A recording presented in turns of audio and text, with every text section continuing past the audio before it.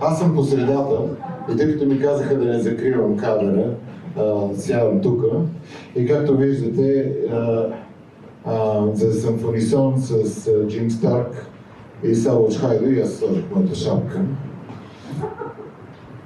И аз имам. Така, може ли да има микрофон за Мартин Петров? I'm going to sit down here just so I don't cover the whole frame. As you can see today, we're all wearing hats. Благодаря. За мен е изключително удоволствие да го представя. Това мои много добри приятели и много специални гости на Sofia Film Fest. For me, it's an exceptional pleasure to present two good friends and very special guests of the Sofia Film Festival. Продуцентът Джим Старк. Producer Jim Stark. От САЩ и Szabolcs Hajdu, режисьор, сценарист, продуцент и актьор от Унгария. From the USA, and Szabolcs Hajdu, director, producer and actor from Hungary. Той е от Унгария, обаче аз мога да кажа Европа. He's from Hungary, but I dare say from Europe. Szabolcs Hajdu, Europe. Защо казвам Szabolcs Hajdu, Europe? Why do I say Szabolcs Hajdu is from Europe? Защото за един изключително утвърден автор, в момента утвърден автор на европейско и световно равнище. Because for a very well-established author at the European and world level, намирането на средства да прави своите нови филми не е никак лесно в Унгария. Finding funds to shoot new films is not at all easy in Hungary. Темата на днешния разговор, аз само две думи да ги представя. Szabolcs Hajdu е един от най-утвърдените съвременни унгарски режисьори. Szabolcs Hajdu is one of the best established contemporary Hungarian directors. Той има 6 пълнометражни игрални филма, но можем да кажем, че първата половина от своето творчество е реализирал в комфорт и с нормални филмови бюджети. He's got 9 feature films so far, but he did the first half of those comfortably with normal budgets. Но последните няколко филма са реализирани в условията на нискобюджетни копродукции. But the last few were low-budget co-productions.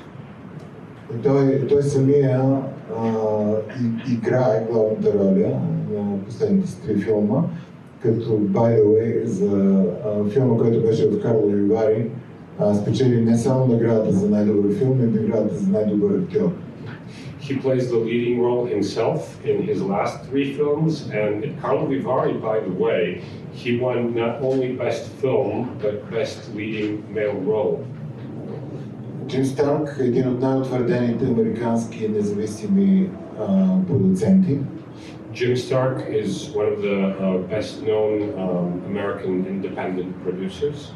Както за Szabolcs, аз няма да огранича неговата принадлежност към държава само към щатите.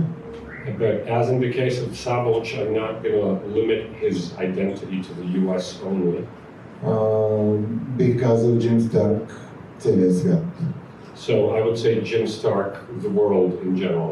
И това е така, защото Джим работи много активно през последните години в Мексико. And that is the case because in recent years Jim has been working very actively in Mexico. И повече ще се очаква от това, също започна да работи много активно и в Европа. And we expect to see a lot of great films coming out of there, but he's also begun to work very actively in Europe. Срещата ни с Джим не е първа. Джим от години посещава Sofia Film Fest и Sofia Meetings. Той е бил на 2 пъти член на жури в фестивала, включително през 2020, когато беше несрещащ се формат на фестивал. Съответно Джим не можа да дойде дори на церемонията, но го видяхме как отправя видеопослание. He's been to Sofia Film Festival and Sofia meetings many times now. He was part of the jury twice, including in 2020, which was the kind of virtual online edition during the pandemic. So we didn't get to see him in person, but we saw a video congratulating the winners. Джим стартира своята кариера заедно с още един Джим Джармуш. Jim started his career with another Jim, Jarmusch. И двамата са от Трайбека, Ню Йорк. Both of them are from Tribeca, New York. Когато гостувах на Джим преди 8 години, той ме заведе и ми показа къде е офиса на Джим Джармуш. When I visited Jim 8 years ago, he took me to see Jim Jarmusch's office. След това ме заведе в първата пицерия в Ню Йорк. And then he took me to the oldest pizza place in New York. Беше много вкусно, разбира се, но Джим, стартирайки с Джим Джармуш, той се подписва под най-малкото 5 от филмите на Джармуш като продуцент. Of course, they had very good pizza, but more importantly, Jim Stark produced at least 5 of Jim Jarmusch's films. Но Джим Старк стои като продуцент, като копродуцент на филма, който спечели Златна палма в Кан, на Робърт Дюстрол, преведен по адски идиотски начин в България, идиотският триъгълник. Jim also co-produced the film that won the Golden Palm, Triangle of Sadness. Заедно с Szabolcs имат поне 2 или 3 филма. With Szabolcs, he worked on at least 3 films. И продължават да работят върху нови. And they're working on new ones too. Джим, когато дойде за първи път, ако не лъжа, беше с Фактотум, с Бен Хамър. Jim, if I'm not mistaken, when you came here for the first time, it was with Factotum, with Ben Hammer. Освен това е продуцирал филми на Сиро Гуера, на Фридрих Тор, Фридрихсон и така нататък. Един от най-големите откриватели на таланти в света. He's also produced films by Sierra Guerra, Friedrich Tom Friedrichsen, one of the greatest discoverer of talent in this planet. The world. Така, аз спирам до тук, това беше моята интродукция. От тук нататък щафетата поема Александър Донев, за което му благодаря. I'll stop here and give the floor to Alexandar Donev, and I want to thank him for his efforts. Саша, изчакай само да си взема полотенцето и да излезе от кадър. Sasha, just give me 2 seconds to get my coat and get out of the frame.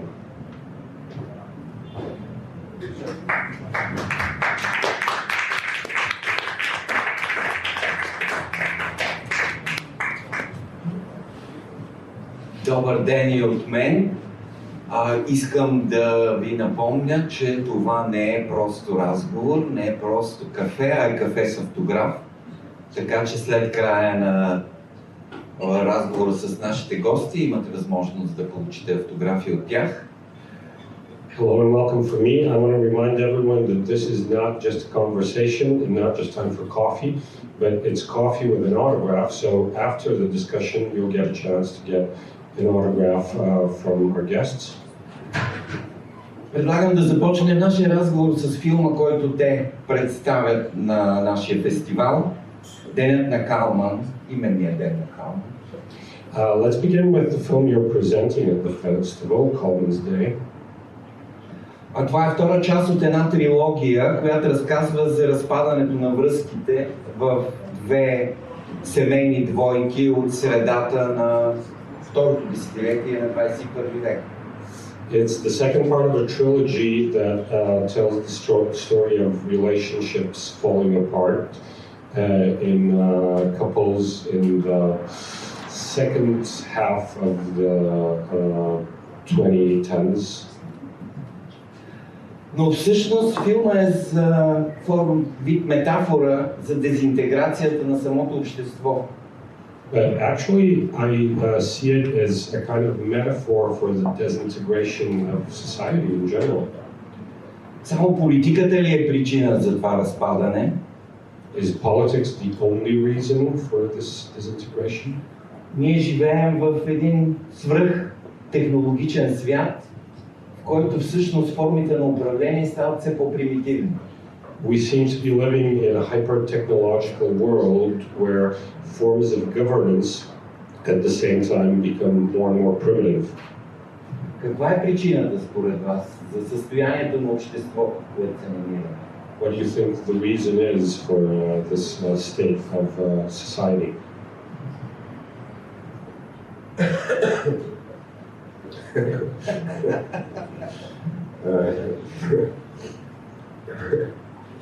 Okay, thank you very much for the invitation.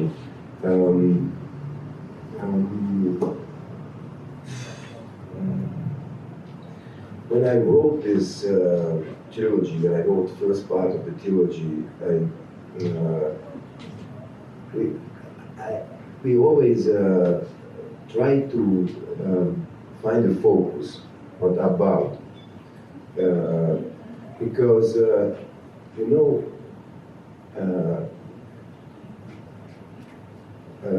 we always talking about what happened in the world.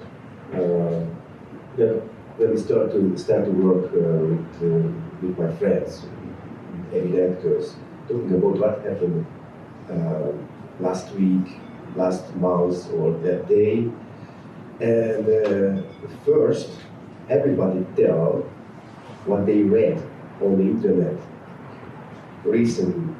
You know, I don't know what is new now today. I'm sure some the main news. I'm sure some Ukrainian war or some politics. For example, here happened something with the government, right? Yesterday or a few days ago. Yeah. These things. So this these abstract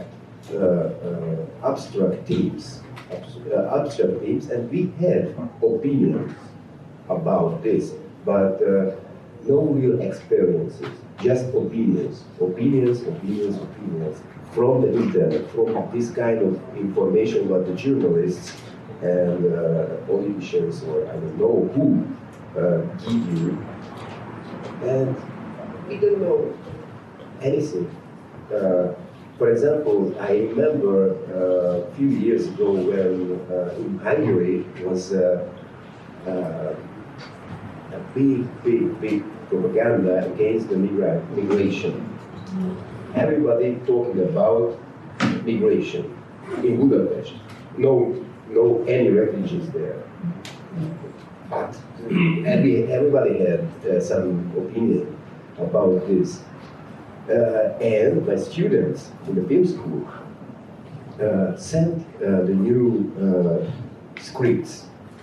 All of them, not all of them, but 90% about migrants. And I asked them, do you have any experience? Because if you just write your opinion and try to imagine some story with them, where from your fantasy, okay, but usually from films and cliches. Oh, sorry.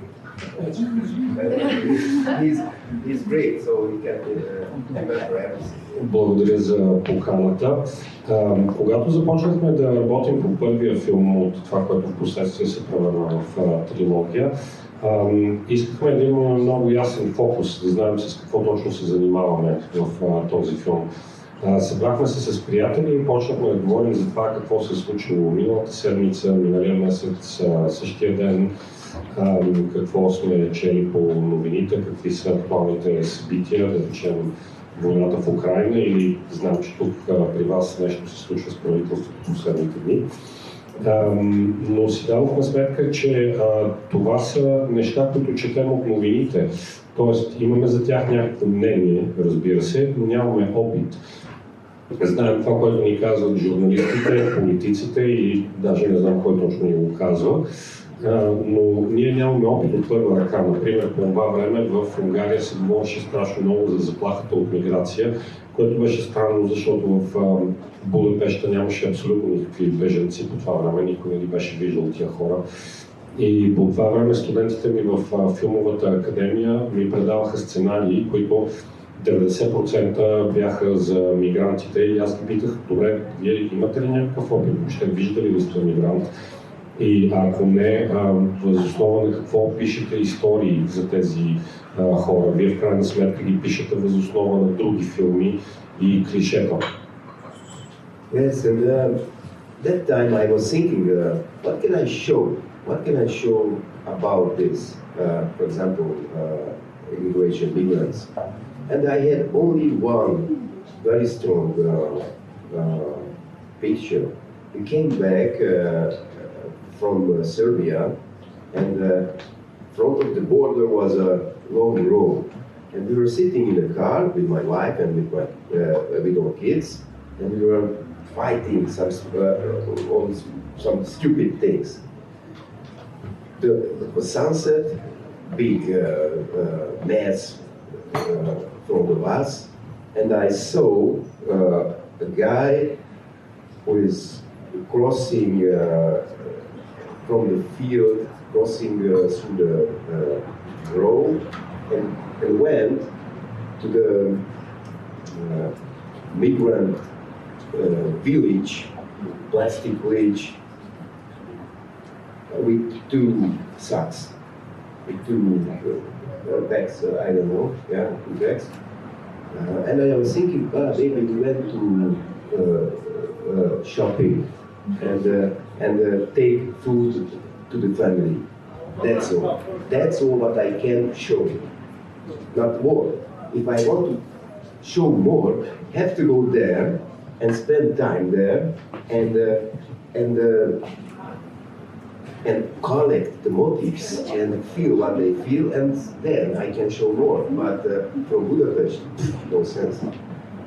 И тогава аз се замислих какъв опит имам аз с миграцията, какво съм видял аз от нея. И единствената картина, която изникна в съзнанието ми, беше наскоро със семейството ми се бяхме прибрали от Сърбия и чакахме на границата, имаше много дълга опашка, карахме се за някакви пълни глупости.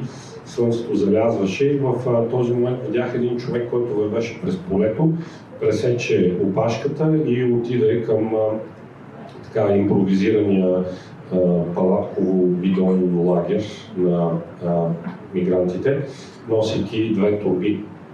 И си помислих, че може би е ходил да пазарува и носи храна на семейството си. Но това беше единственото нещо, което аз бях виждал от мигрантите. И се замислих, че ако ще правя филм за миграцията, аз трябва да отида там и да поживея с тези хора, за да събера истории и да почувствам това, което те чувстват. The other direction of the conversations with my friends, very personal. What happened with you today? What happened with your wife? What happened with your kids? And there is a lot of interesting details. My kid had some problem in school because they bullying another guy, and it was very tough. And the teachers called me to the school, and they want to send him to psychologist, and a lot of very good details. And I was there, we are there, and I can write dialogues, I can see the characters, I can see the location, I can see, and I can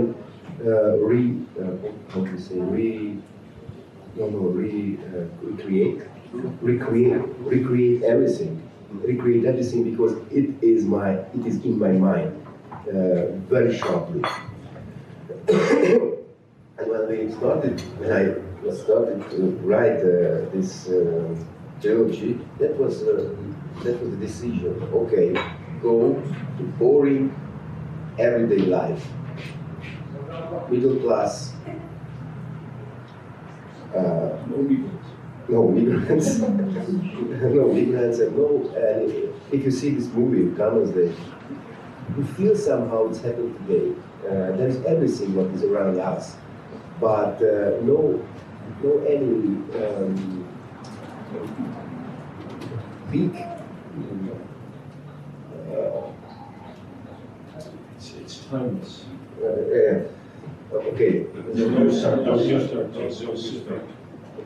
Другата посока на разговори с приятелите ми беше за ежедневието ни, за семействата ни, за личния ни живот, какво се случва с теб, какво се случва с жената и с децата. И там изникваха много интересни подробности. Например, учителката ми се обади, че сина ми тормози друго дете в училище и искат да го пратят на психолог. И си давам сметка, че тук аз мога да напиша диалозите, познавам героите, имам ги пред себе си и мога да видя локациите и мога да пресъздам всичко това. То в съзнанието ми присъства с много голяма яснота. И ако гледате и първия филм, и този, който сега показваме, Денят на Калман, който е втория от трилогията, това е филм за скучното ежедневие на средната класа. Няма мигранти, няма някакви големи събития. So no big subject, but behind this very simple scenes, simple situations, there is the biggest subject. What is the life actually, and what does it mean home?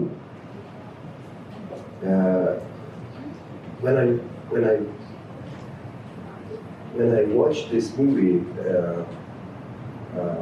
I don't know, a few months ago, first time with audience, I started to understand more what does it mean actually. Your movies, your plays teach you back because you understand what did you do. So you can create more than you. This is the big possibility of the art, actually. And I understood, okay, it's about the home, because what does it mean home without a partner? You are home in the other people. And without other people, your home is very empty, and that's why I think it's good decision, this location, because it's very warm, very familiar, everything is perfect. But without content, without love, it's nothing. Така че нямаше някаква голяма тема в трилогията като цяло, но зад тези ежедневни простички ситуации всъщност се крие най-голямата тема, какво представлява нашия живот, какво значи дом. Преди няколко месеца, когато за първ път гледах този филм с публика, ми беше много интересно, защото си дадох сметка всъщност за какво става въпрос във филма. Когато направиш един филм, когато направиш една пиеса, всъщност това произведение те учи теб самия на много неща. Дава ти възможност да създадеш нещо, което надхвърля теб самия. Това е хубавото всъщност на изкуството. И си дадох сметка, че тук става въпрос за това какво е дом. Защото дома в крайна сметка е свързан с другия, когато ти обичаш.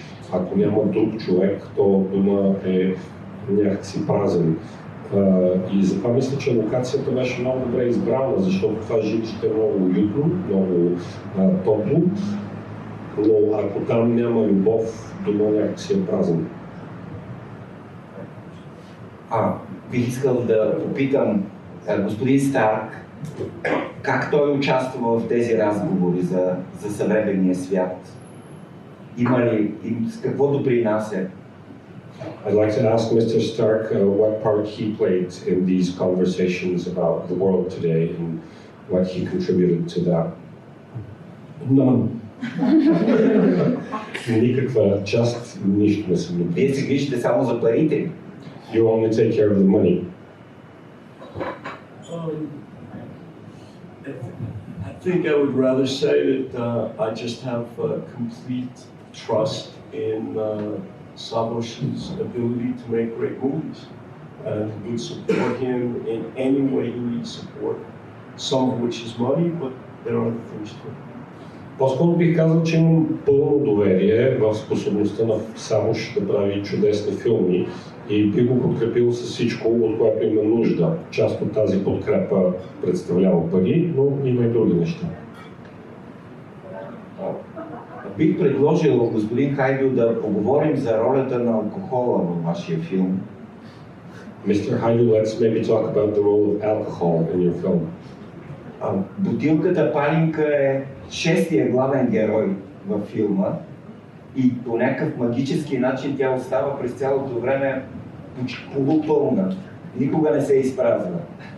The bottle of Palenka seems to be the sixth main character in your film, and somehow magically it's always half full. It's never empty. Алкохолът прави вашите герои по-смели и по-откровени. And alcohol seems to give your characters more courage, makes them more open, more sincere. Има ли някаква социално полезна функция на алкохола в съвременна Унгария? So, do you think alcohol has a socially beneficial function in contemporary Hungary? I think here is same. I was yesterday in the party. The Bulgarians drink a lot of things. It's We have the same problems. I'm sure. Look, we can drink a lot of Palenka, and we just talk. Not like Polish people start to fight or screaming. No, Hungarians just drink, talk, drink, talk. Some of them, of course, going crazy, but usually like this. We can drink 1 liter Palenka together. Or if you don't mix it, no problem. You don't mix with beer or wine. But Аз имам впечатлението, че и в България е така. Снощи бях на едно парти и ми се стори, че и българите си пиват. Но като цяло унгарците ние можем да пием Паленка и въпреки това си говорим кротко. Не сме като поляците, които почват да се пият и да крещят. Действително и в Унгария някои хора налитат на бой, като си пинат. Но като цяло, ако не смесваш с пира или вино, всичко е наред. But the Palenka is just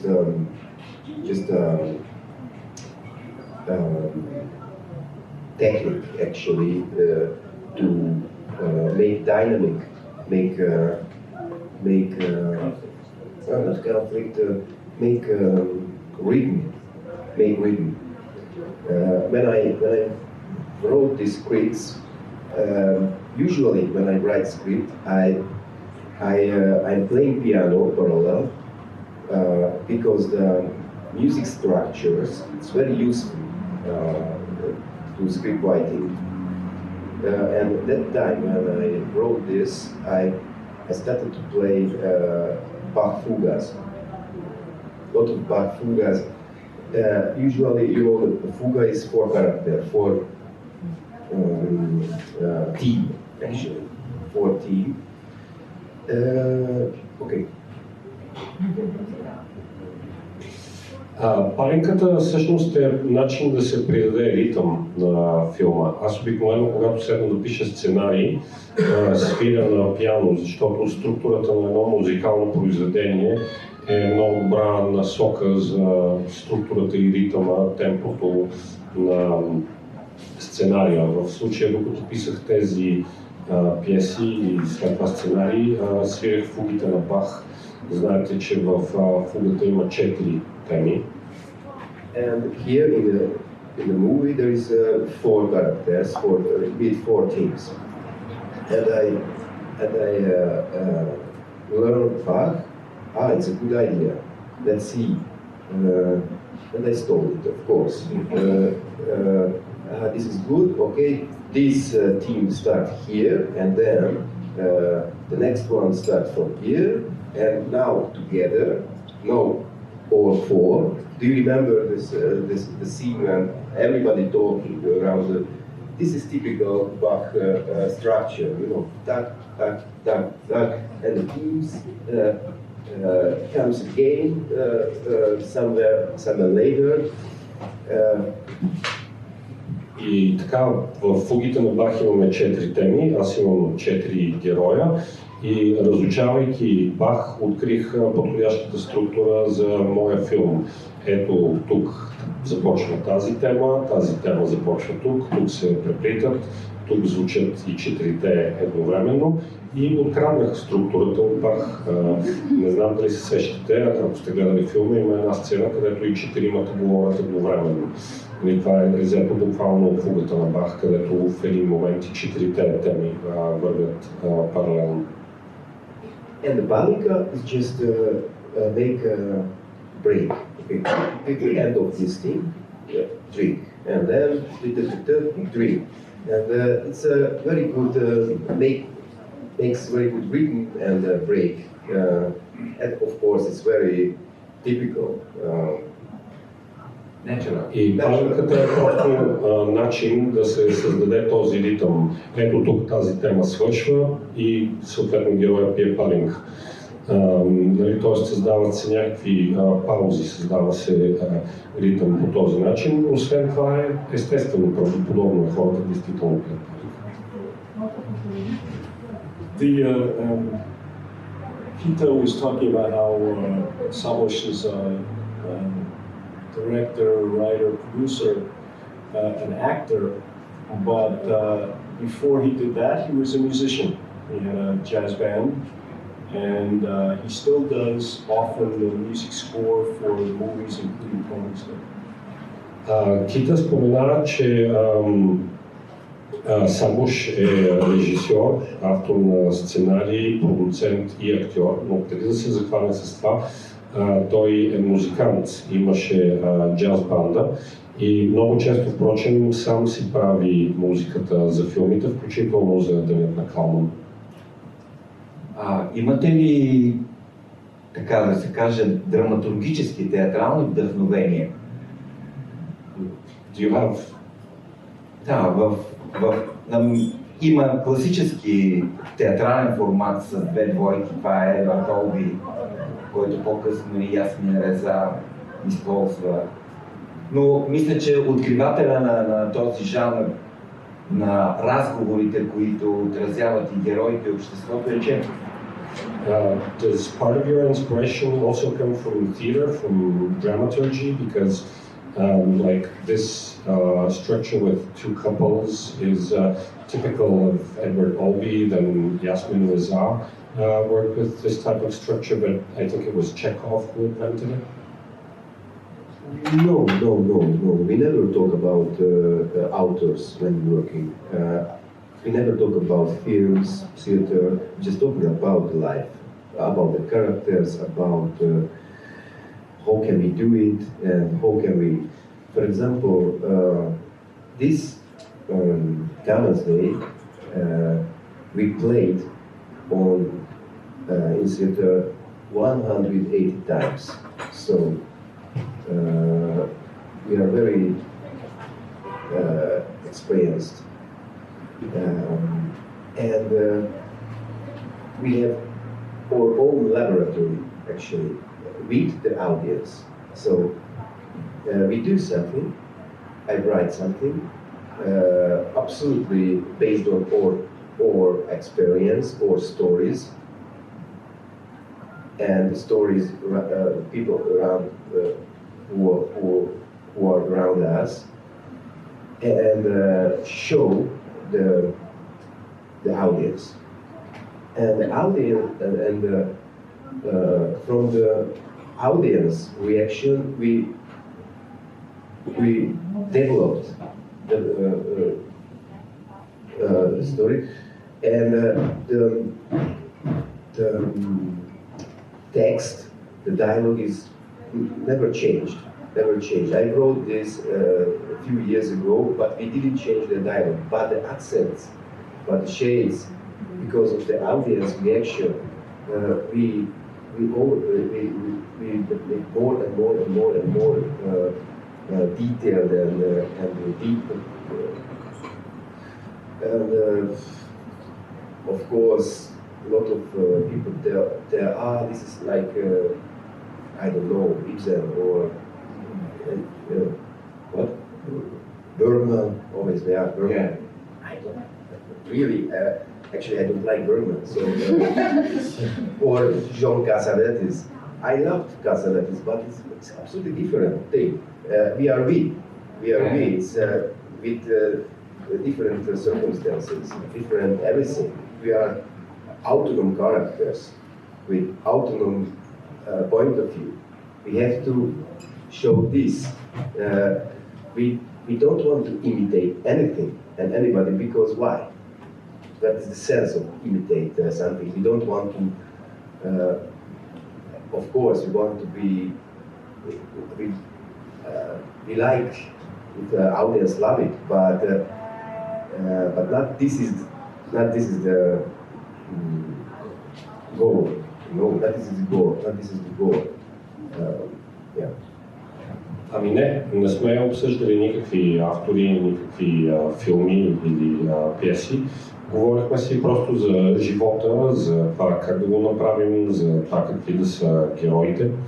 Преди да направим филма, постановката, на която сценария се основава, я играхме 180 пъти в театъра и това беше своеобразна лаборатория, защото аз пишех диалога въз основа на нашия си житейски опит и след това гледахме каква е реакцията на публиката. Диалога, собствено, не сме променяли като такъв, но сме променяли там, къде поставяме акцента, някои фини нюанси въз основа на тези реакции на публиката и това ни позволи да задълбочим този диалог.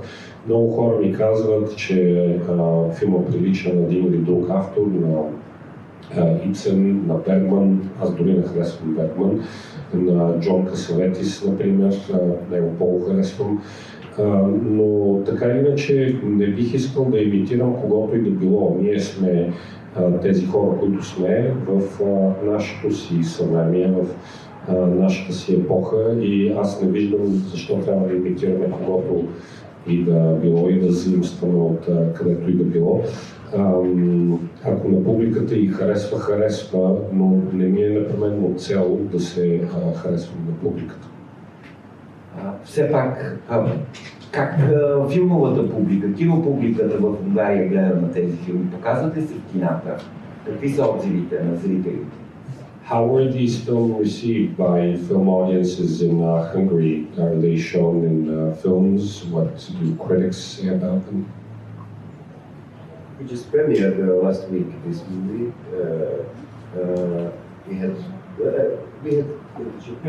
The film opened in Budapest last week, and the admissions were 2,000-3,000, I think, in the first week. First weekend, I know, 3,000-4,000. 3,000-4,000 in the first weekend, which is very good. It will be one of the best Hungarian, if not the best Hungarian film for the year. Cinema admission is down in Hungary, like everywhere. So it's a real challenge to make these kinds of films work. The difference with this movie is that most films come in and out in 2 weeks or 3 weeks or 4 weeks. And the expectation is that this movie is going to play for most of this year. And there's even the idea that there's a third part to this trilogy which is finished, I mean almost finished, which we're looking to premiere in a festival. And the idea would be that if that film is finished later this year, that the cinema would then allow you to sit and watch all 3 films in the trilogy, which would be, I don't know, they're not long, so 4 or 5 hours, something like that, in one sitting. And so we expect that'll bring the audience back again and make a bigger audience. it's a problem now, you know, to be in festivals, to get cinemas, to be on TV, anywhere, and you have to be creative with what you do in the cinema. And Szabolcs is really trying to be creative with that. We're releasing in other countries, trying to be creative to get it in front of an audience because we think it works with the audience. Филма имаше своята премиера в Унгария миналата седмица. За първия уикенд са го гледали 3-4 хиляди човека, което за Будапеща е доста добре в Унгария, като навсякъде все по-малко хора ходят на кино. Очертава се това да бъде един от най-успешните, ако не е може би най-успешният унгарски филм в Унгария тази година. Обикновено един филм в Унгария се върти по кината 2 до 4 седмици, докато тук очакванията са, че този филм ще се върти почти цяла година, може би и цяла година. Той е втора част от една трилогия, третата част е почти готова.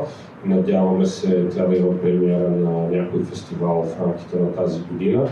И ако успеем да го направим, сме говорили с кината да пускат и трите части една след друга, така че това може би ще удължи живота на този филм по кината. Знаете, че на днешно време е трудно да участваш и на фестивали, да привлечеш въобще публика в кино и човек трябва да прояви творчество в начина, по който показва филмите си по кината. И Szabolcs подхожда много творчески към това. Въпроси от ваша страна, заповядайте, сега е момента. Do we have questions or comments from the audience?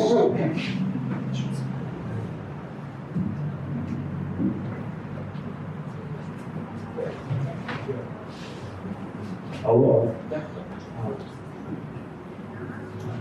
I saw the screening yesterday, and from the talk after the screening, you explained that you come from Debrecen, that the actors come from Debrecen, that the melody of the speech is in the local, I don't know, tongue or dialect. Now, evidently, Debrecen is important for you. You come from Debrecen. What we know in Bulgaria about Debrecen is that it is the Hungarian Geneva or the Calvinist Rome, the center of Calvinism in Hungary. Now, I was wondering, because we know that Calvinism in Debrecen and the surrounding is not only religious, but it's a cultural influence, creating a cultural atmosphere, highly intellectual. Do you feel that this atmosphere, apart from the religious side, Calvinism, this atmosphere, cultural in Debrecen, influences your films, your work in a way? Are you a product of Debrecen's culture or are you something else? Thank you. С нощи по време на дискусията след прожекцията стана въпрос за това, че вие сте от Дебрецен и актьорите са от Дебрецен. Диалекта, на който се говори, местния диалект от Дебрецен.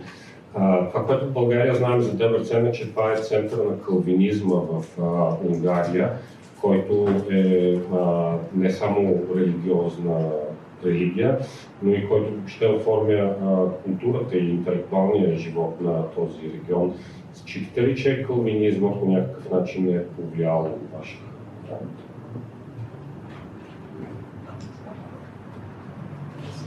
Yes, I am. I'm from Debrecen and define me absolutely. Look, what does it mean, this? Calvinism there, aesthetical, for example. Aesthetical is the church, the big church, middle of the city. If you go in, no painting, black and white, everything, black and white. I grew up in blocks, socialist blocks. Yeah. But citizens of Debrecen, very typical Debrecen people, Calvinists, everybody knows this in Hungary. Calvinists, they are strange, very strange. And my friends, we are from Debrecen.